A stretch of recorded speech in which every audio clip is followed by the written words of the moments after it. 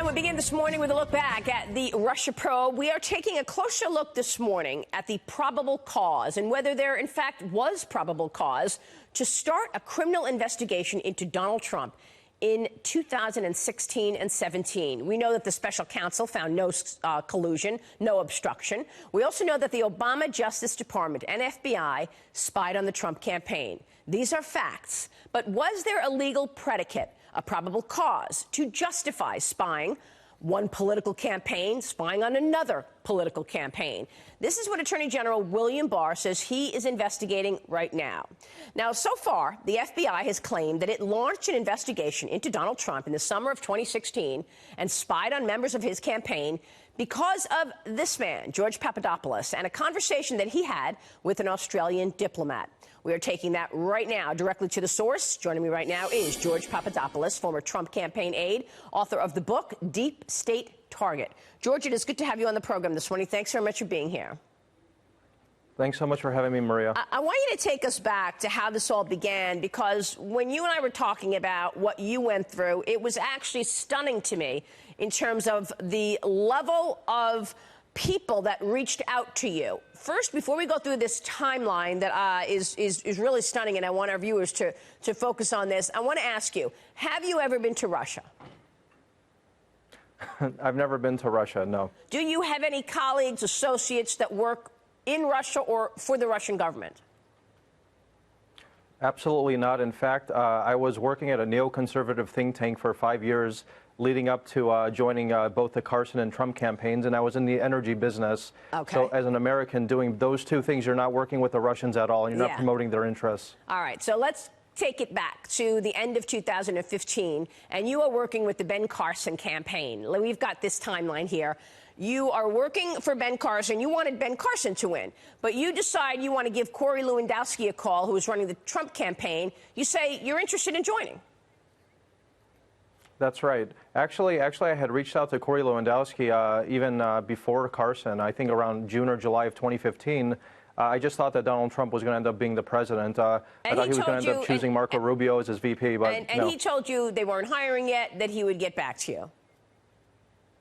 That's right. That's right. And we stayed in touch. I ended up joining the Ben Carson campaign after that. So you're working for Ben Carson. You're in touch with the Trump campaign. Then Ben Carson drops out in January of 16. So you are left without working. You don't have a job. And somebody reaches out to you on LinkedIn. Tell me about that. Yeah, absolutely. So I was contacted by this company called the London Center for International Law Practice. I was living in London at the time. I was in the energy business in Europe. And they contacted me out of the blue. We'd like for you to come and work for us as a director over here. And I didn't think too much of it. And I went over there.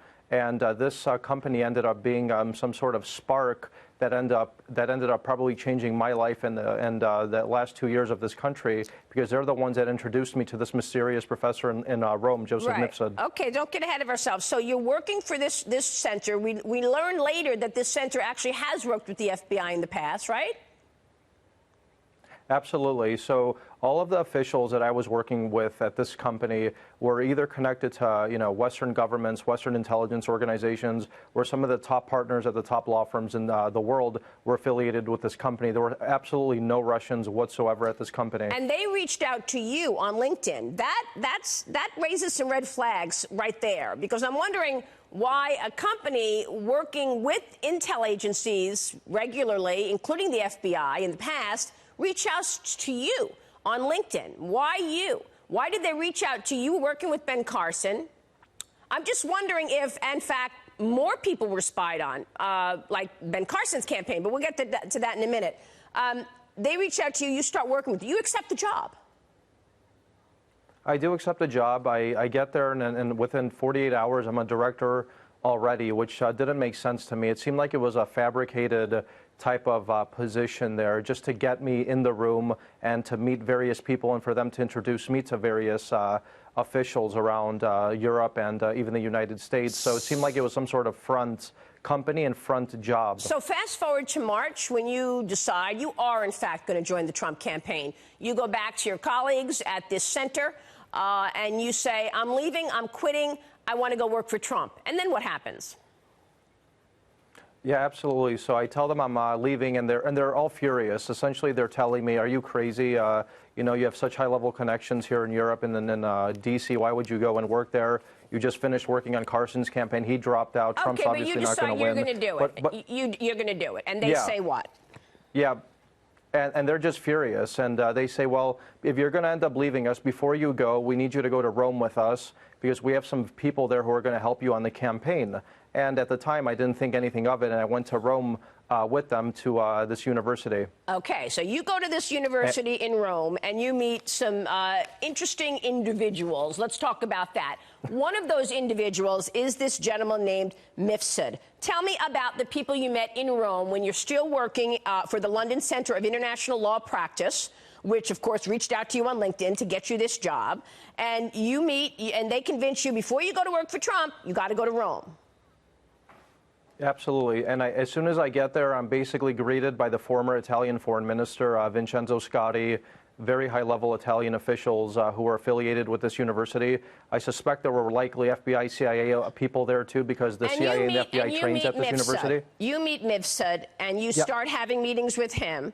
Tell me about Mifsud. Who is Mifsud?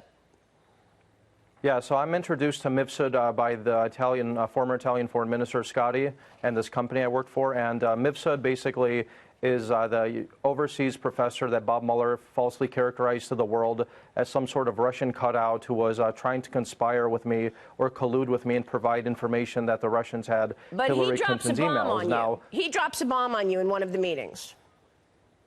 Yeah, so after I meet him in mid-March, so before my name is even public in the Washington Post, these people are introducing me to Joseph Mifsud. So clearly there were some sort of eyes on me even before my name was public. So he meets with me. We have some bizarre conversations moving forward about a potential meeting between Trump and Putin.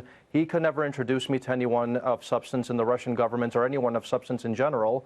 And in late April, he lets me know that hey, George, did you know that the Russians have Hillary Clinton's emails? And that's where, I was very suspicious of this person. And actually, facts and events preceding that moment and after were very bizarre.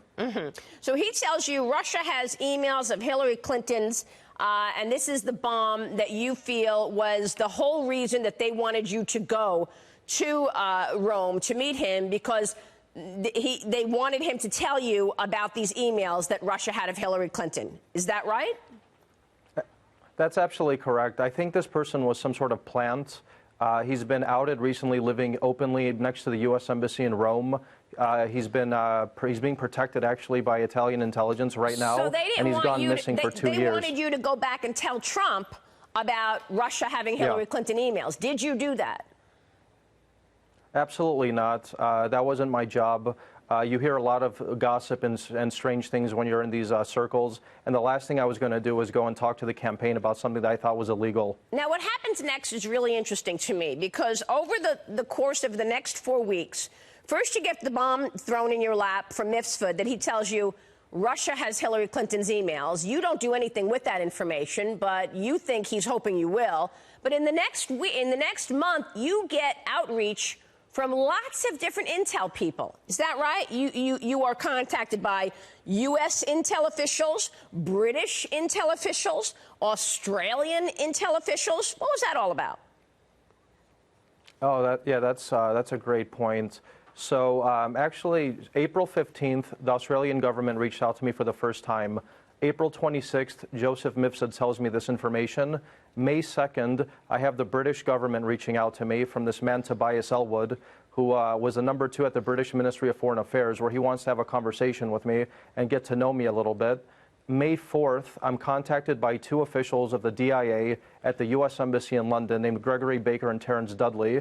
And then I meet on May 10th, this Australian diplomat, Alexander Downer, who I testified under oath to Congress and told the FBI and Bob Mueller that I felt he was spying on me and recording my conversations. So this is all what you believe is spying, recording your conversations early 2016, way before there was any FISA warrant to actually get a warrant to spy on anybody. And then it was Downer, the Australian intel guy, who really they got you with, because Alexander Downer has a conversation with you, and you were asked by the FBI, when did you first meet Downer? You tell them what?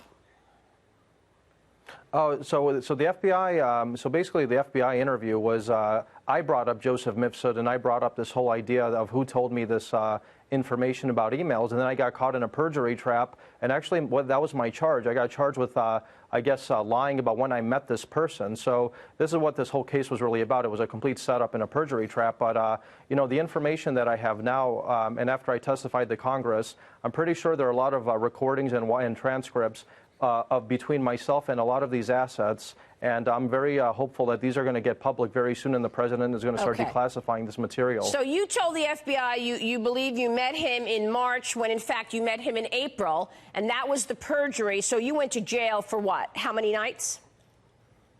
I went to jail for 11 nights because of this. After I had honeypots, money thrown my way, wiretaps, surveillance by foreign countries, and then I finally get caught in some perjury trap and I go to jail for 11 nights. It was ridiculous. And you feel that this was entrapment? Absolutely. I feel it was entrapment, and I'm very happy to see Congressman Devin Nunes and the letter that he sent to Secretary Pompeo and Gina Haspel to get more information on this person, Mifsud, because if it's indeed proven that this person was really entrapping me, not even spying on me, and then there was a coordinated effort between these other various intelligence agencies, including the DIA and Australians, to extract this fake information and then spy on me with another honeypot in London with Halper. This thing reeks of spying, entrapment, and illegal and illicit behavior. It's pretty extraordinary to me that it was so global, that all of these intel people are reaching out to you, and beginning with LinkedIn reaching out to you to go work for this London Center for International Law Practice. Real quick, why do you want the president to declassify these documents? What are we going to learn? Very quickly. Yes, what we're going to learn is the involvement of the UK and Australia in interfering in the 2016 election. We're also going to get to the bottom of who Joseph Mifsud really was, who he was working for, and we're going to understand who was running all these spies at me and likely other people on the campaign, including Michael Flynn, who actually also encountered Stefan Halper in 2015, and I encountered him in 2016. So it's very important for the president to declassify this material so we get to the bottom of this. We will leave it there, and this is why we wanted to talk to you, because this is why the FBI says it started an investigation. You were the predicate. George Papadopoulos is supposed to be the predicate because of that conversation you had. George, thank you very much.